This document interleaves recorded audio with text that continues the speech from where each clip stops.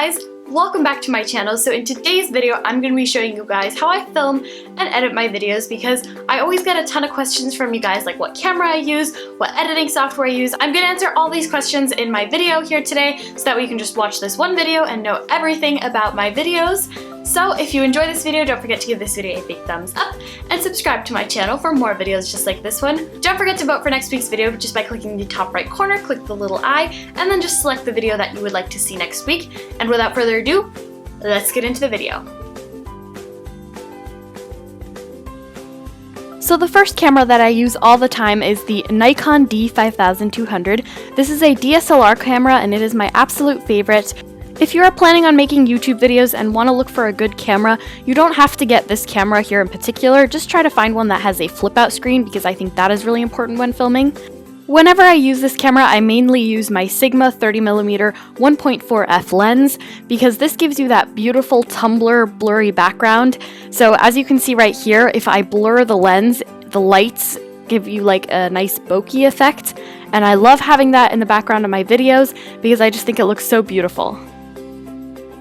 So when I sit down and talk to you guys, I obviously want some good sound, so I like using this Takstar microphone that I got really inexpensive on Amazon, but it's obviously not as great as the like really high-end microphones, but it's definitely close and makes your sound better than with just the camera. The second camera I use all the time is the Canon G7X. This also has a flip-out screen, but what I love most about it is that it is really great at focusing, so I use this all the time for when I like film my tutorials, so that way you guys can see exactly what I'm doing. So the tripod I use is from Manfrotto. It's not anything too special, it's just a plain old tripod, but I really like that it is nice and heavy and sturdy and durable, and I don't think it'll break anytime soon, and it gets the job done. This second tripod I have, I actually got at a yard sale once. It's a really tiny one. I like that it is nice and compact, but again, it's not really anything special. For lighting, I use these two soft boxes that I have. Again, I got these online for like really cheap. I don't think they're like any brand or anything, but they work really well and I really like them. When it comes to editing, you're obviously going to need a laptop. I just use my MacBook Pro right here. When I do voiceovers like right now, I use these really big bulky headphones that are actually my brother's. I don't think he knows that I always steal them, but they have this microphone in the front and they're actually really cheap and you wouldn't think it, but they get a really nice sound, so I just use those all the time.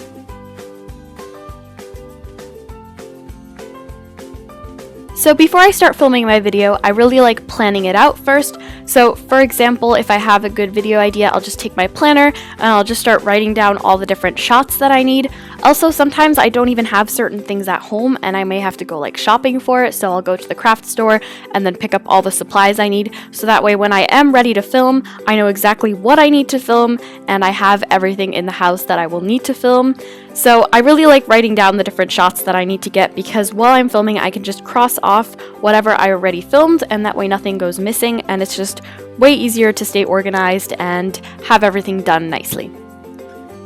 Once I'm done planning, I can actually start filming, and when it comes to lighting, I like using natural lighting because that just looks best, but sometimes after school it just gets really dark and I can't help it, but I need some kind of lights, so I use these two studio lights that I have.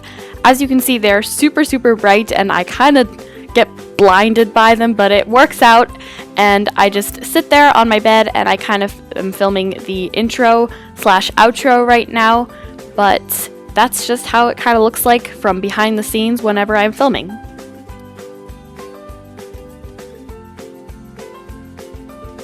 So once I got all the footage I need, I can start editing. So normally I do this like a day or two later or just whenever I have time. So I whip out my laptop and import all of the media and then I can start actually editing.